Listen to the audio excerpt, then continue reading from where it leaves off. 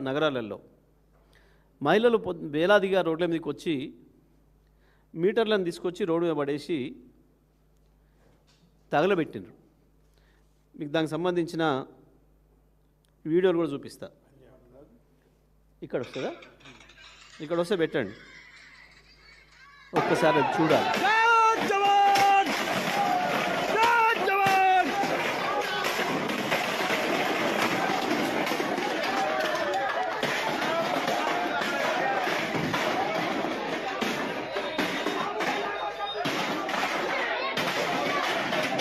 అవన్నీ మీటర్లు. ఉత్తరప్రదేశ్లో ఆర్టీసీఎస్ పథకం కింద బీజేపీ ప్రభుత్వం తీసుకొచ్చి పెట్టిన మీటర్లు, స్మార్ట్ మీటర్లు అంటారు వాటిని. ఆ పెట్టిన వాళ్ళు తీసుకొచ్చి అక్కడ పడేసేసి ఇది ఇంకో ప్లేస్లో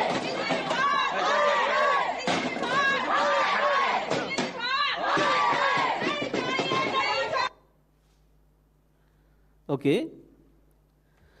సో ఈ స్మార్ట్ మీటర్లు అనేవి ఏవైతే ఉన్నాయో అవి ప్రజలు తీసుకొచ్చి స్వచ్ఛందంగా రోడ్ల మీద పడేసి నిరసనలు చెప్తూ ఉన్నారు. వాళ్ళ ఇళ్ళలో ఉన్న మీటర్లు బిక్కొచ్చి ఈ మీటర్లను పట్టుకొచ్చి ఇప్పుడు రేవంత్ రెడ్డి మన నెత్తిన పెడతారు. తెలంగాణ విద్యుత్ వినియోగదారులు నెత్తిన పెడతా అంటాడు. ఎక్కడనో పెడతారు అనుకునేరు. మీ ఇళ్ళకు కూడా వస్తాయి, మీ ఇళ్ళకు కెమెరామెన్ల ఇళ్ళకు వస్తాయి, మీ రిపోర్టర్ల ఇళ్ళకు వస్తాయి, అందరి ఇళ్ళకు వస్తాయి, ప్రతి ఇంటికి. దీంతోపాటు ప్రస్తుతానికి వ్యవసాయానికి మేము ట్రాన్స్ఫార్మర్ కానీ పెడతాం కదా అని మాట్లాడుతున్నారు. తప్పించుకోవడానికి రైతులు గుర్తుపెట్టుకోవాలి. ఇవాళ తెలంగాణ రైతాంగం అందరూ మేము మీటర్ కాడి తీస్తలేము, మీ మోటార్ కాడి తీస్తలేము, కేసీఆర్ అబద్ధం చెప్తున్నాడని మాట్లాడుతున్నారు. కానీ ట్రాన్స్ఫార్మర్ కాడ పెడతాడు. ఎందుకు పెట్టాలి ట్రాన్స్ఫార్మర్ కాడ?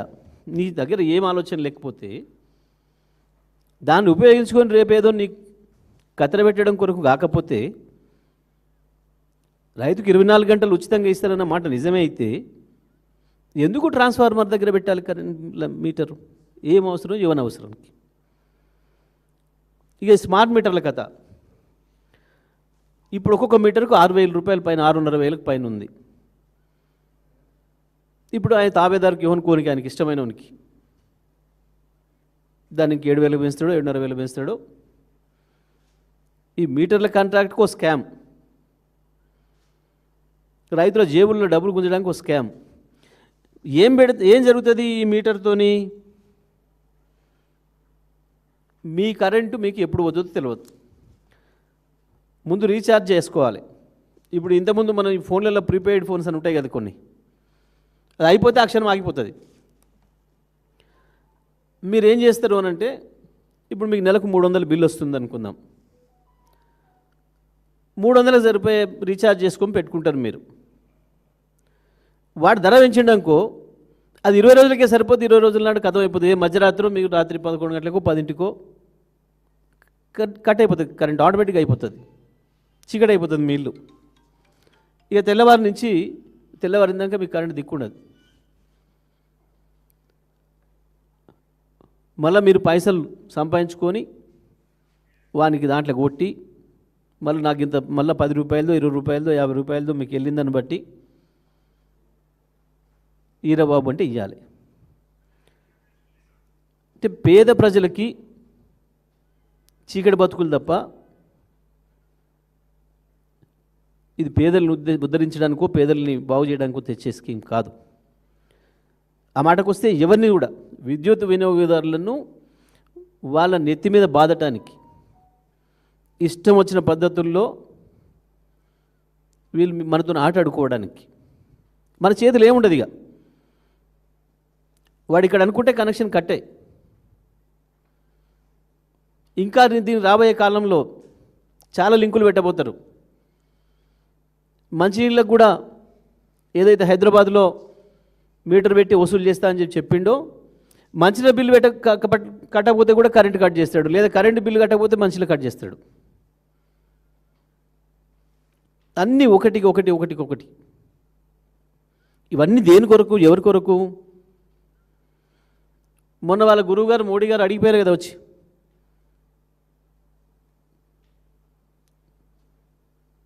నాతో చేయగలుపు, నిన్ను ఎక్కడికో తీసుకుపోతా అన్నాడు కదా. నిన్ను ఎక్కడికో తీసుకుపోదాం అనుకుంటుంటే మీరు రాహుల్ గాంధీ ఇక్కడనే వస్తున్నాడు నిన్ను అని చెప్పిపోయాయి కదా మొన్న ఆయన ప్రేమనంతా. నేను ఎక్కడికో తీసుకుపోదాం నేను అనుకుంటుంటే పాపం నువ్వు మీ రాహుల్ గాంధీ గీనే వస్తున్నాడు, నువ్వు రా వచ్చేసే నాతో నేను చెప్పిండు కదా. ఇది దాని గిఫ్ట్గా ఇప్పుడు ఇది తెలంగాణ రైతాంగాన్ని, తెలంగాణ విద్యుత్ వినియోగదారులందరినీ ఆయనకు అప్పచెప్పదలుచుకున్నాడు.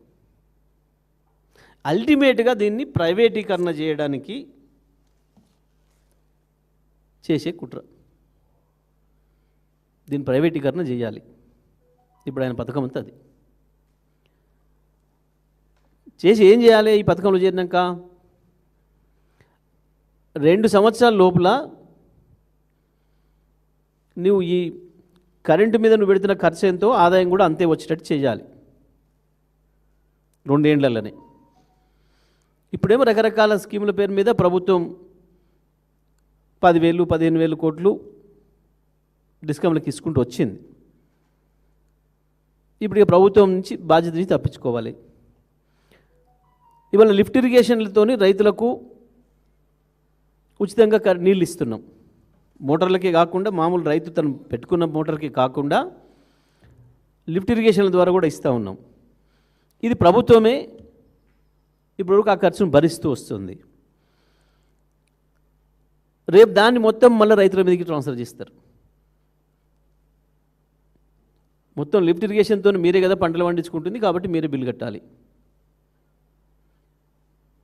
రైతుల మీద మామూలుగా ఉండదు బాధుడు. ఈ మీటర్ల ఖర్చు ఎవడు పెడతాడు అని అంటే మీటర్ల ఖర్చు కూడా మళ్ళీ మన మీద వినియోగదారుల మీద వేస్తారు. అదనంగా 6,000 రూపాయలు 6,500 రూపాయలు వేస్తారు. నాకు తెలిసి ఇప్పటివరకు అట్లే ఉంది ధర. కానీ మరి అది మన రేవంత్ రెడ్డి ప్రభుత్వంలో కదా, అందులో మళ్ళీ బట్టి విక్రమార్క మంత్రి. మరి ఈయన పర్సెంటేజ్ ఆయన పర్సెంటేజ్ కలుపుకుంటే మరి ఎంతకు పోద్దు అది మీటర్ ధర కలిపి మన మీదనే వేసి మళ్ళీ అది కూడా 2 ఏళ్లలోనే సాఫ్ చేసేయాలి. ₹1 అదనంగా ప్రభుత్వం నుంచి ఇచ్చే పని లేకుండా మొత్తం వినియోగదారుల మీదనే వేసి సమానం చేసి అప్పుడు అదానికి అప్పచెప్పాలి. దానికి ఇంకొక కథ కూడా తెచ్చారు. ఈ రైతులు ఇంటట్లేరు, ఈ రైతులతో పెట్టుకుంటే బాగలేదని చెప్పి ఇంకో 3వ డిస్కమ్ తయారు చేస్తున్నామని చెప్పారు. ఇప్పుడు దాకా తెలంగాణ 2 డిస్కమ్లతో పనిచేస్తుంది. అటు నార్దరన్ డిస్ట్రిబ్యూషన్ కంపెనీ, ఇటు southern distribution company.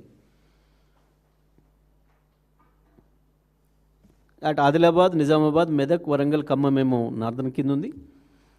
Hyderabad, Rangareddy, Mahabubnagar, Nalgonda ఇవి సదరన్ కింద ఉన్నాయి. కానీ ఈ రెండింటిని కాదని ఇంకో 3వ డిస్కమ్ తయారు చేస్తున్నారు. దేని కొరకు 3వ డిస్కము అని అంటే ఇక్కడ ఈ కథ దానికి లింక్ అయ్యింది. ఈ 3వ డిస్కమ్ను అచ్చం రైతులకు ఇచ్చే కనెక్షన్స్ ఏదైతున్నాయో, రైతులకు పవర్ సప్లై చేసే లైన్స్ ఏవైతున్నాయో వాటన్నిటిని కలిపి 33/11 kV సబ్స్టేషన్లు అన్నింటినీ కలిపి 3rd డిస్కమ్ చేసి దాన్ని మాత్రం పక్కన పెడతాం, దాని సంగతి తర్వాత. కానీ మొట్టమొదటి మాత్రం వీళ్ళని అప్పచెప్పు, మా చేతికి అప్పచెప్పు అని చెప్పి అదాని చేసే ఒత్తిడితోని మోడీ గారు మొన్న పిలిచి కనుగొట్టడంతో జరుగుతున్న దుర్మార్గం ఇది. తెలంగాణ ప్రజల్ని నట్టేట ముంచి తెలంగాణ రైతాంగాన్ని, తెలంగాణ విద్యుత్ వినియోగదారులందరినీ కూడా చీకట్లోకి నెట్టే అతిపెద్ద కుట్ర. ఇది ప్రజలు అర్థం చేసుకోవాలి. చూసాం ఇప్పుడు మనం స్పష్టంగా ఆంధ్రప్రదేశ్లో కూడా మొదలు ఇట్లనే గత ప్రభుత్వం వాళ్ళ భయానికి లొంగిపోయి ఇక మేము ఒక పైలట్ ప్రాజెక్ట్ కింద పెడతామని చెప్పి శ్రీకాకుళంలో పెట్టి వెనుక విక్కున్నారు. అమ్మో ఇది పెడితే ఖతమైపోతాం, ఖతం చేస్తారు మన ప్రజలందరూ కలిసి అని చెప్పి. ఇంకా ఇందులో మీకు ఆశ్చర్యకరమైన విషయం ఏంటంటే ఉత్తరప్రదేశ్లో ఎప్పుడైతే ఈ ఇన్సిడెంట్స్ మొదలైనయో కాంగ్రెస్ పార్టీ పెద్ద ఎత్తున ఉద్యమం మొదలుపెట్టింది ప్రజల తరఫున స్మార్ట్ మీటర్లకు వ్యతిరేకంగా. స్మార్ట్ మీటర్లకు వ్యతిరేకంగా కాంగ్రెస్ పార్టీ అక్కడ ప్రజలతో గొంతు కలిపి ఉద్యమాల్లో భాగస్వామ్యమైంది.